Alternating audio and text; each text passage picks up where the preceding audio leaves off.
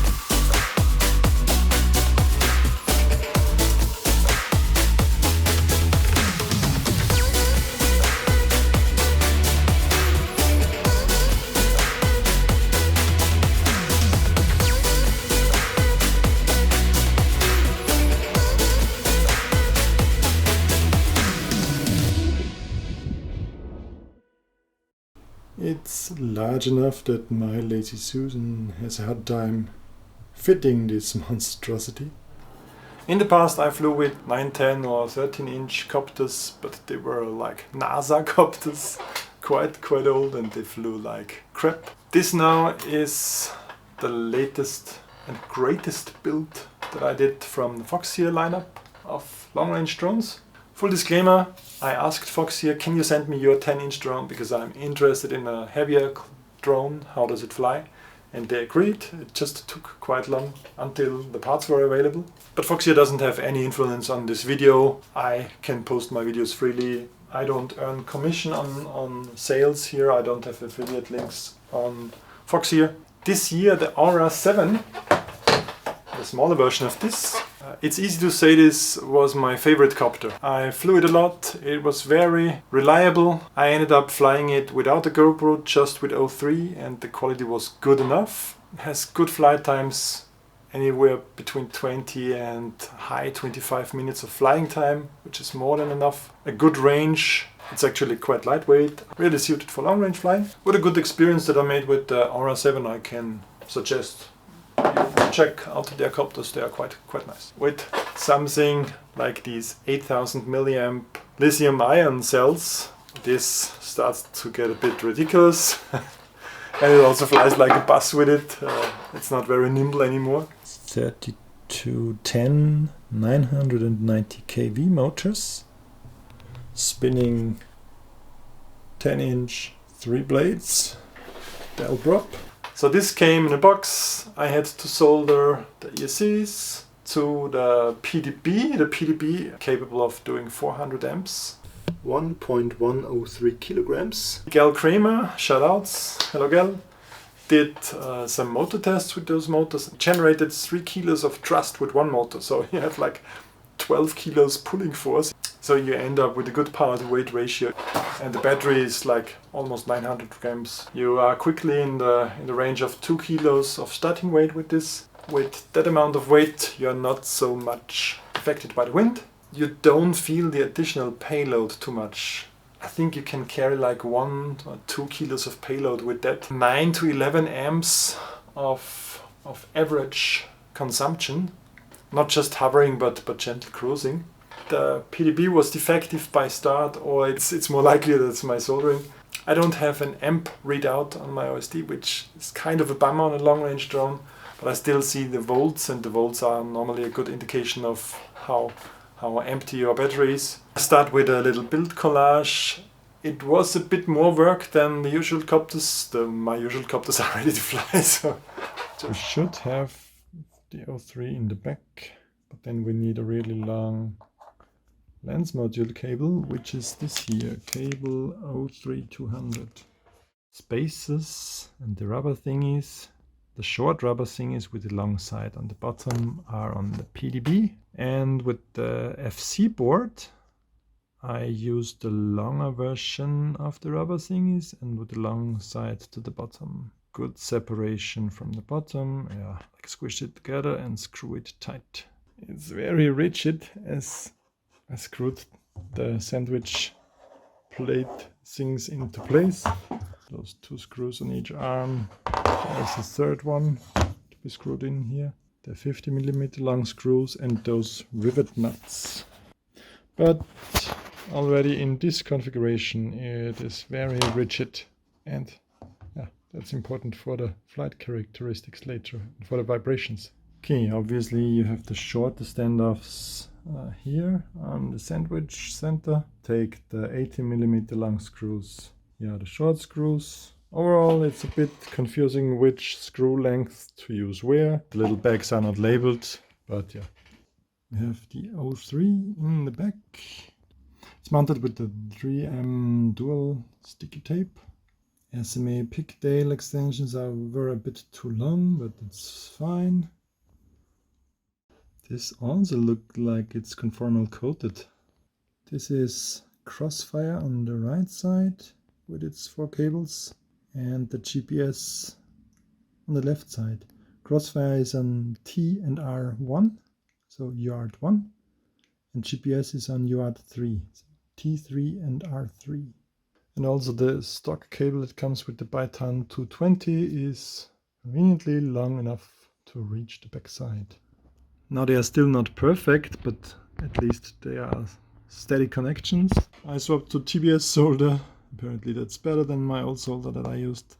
And this was golden, the reactivator for my solder tip. Yeah, I was too dumb to use shrink tubing before I solder everything, and then I didn't want to open it up again, so probably orange tape, like something out of here. I listened to the recommendation to use capacitors on each 80 amp Reaper ESCs. I have the Crossfire relatively short here, instead of going it to the back, because I didn't feel good about the cable being bent and running directly under the high power stack. The cam mount TPU parts are now upside down, and I use the upper hole of the O3 lens, but this is still not perfect. I still see a bit of the top plate in the visible cam. And here I'm running a 20 centimeter lens cable. It's a bit of a struggle on such a larger copter, but yeah, if you know this for hand, you just order a 30 centimeter cable or at least a 20 centimeter, and then it works. So I was positively surprised as to how rigid this frame is. You can hardly bend it or twist it, which is good. Those are 7mm thick arms, 5mm rods for stiffness, 3mm top and bottom plate. I'm very confident about the build quality. Please take a bit of distance. It's a first flight. I don't know what it will do.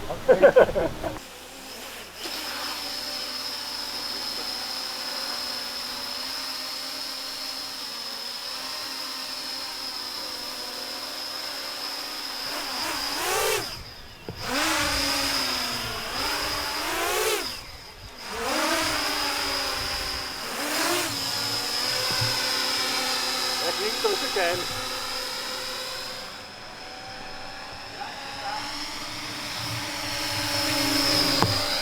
Right, what's wrong now?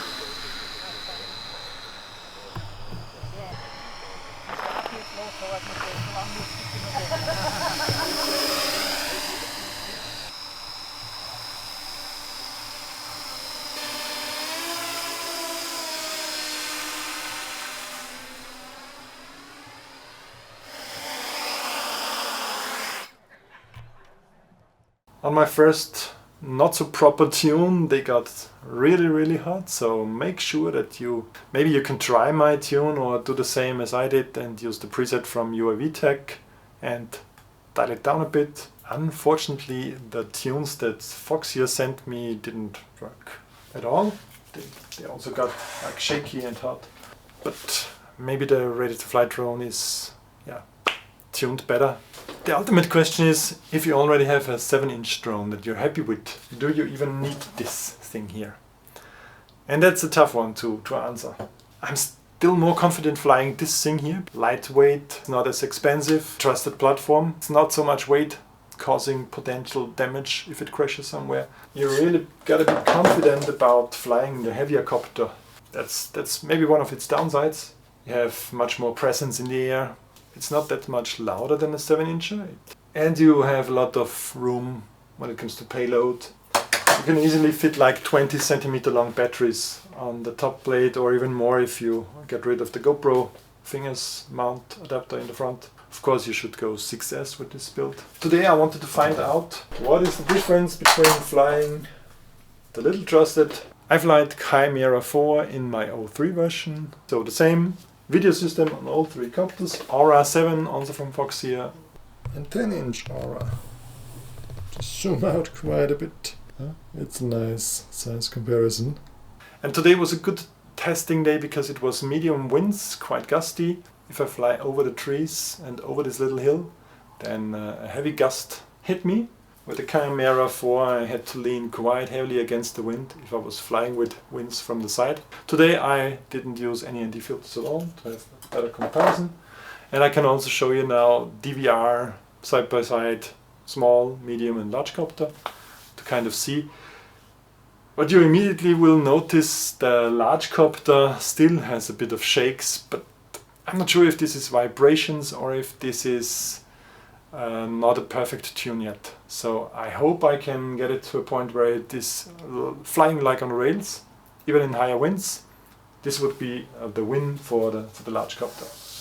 Yeah, I flew with a heavy battery and the heavy camera, and it felt quite powerful.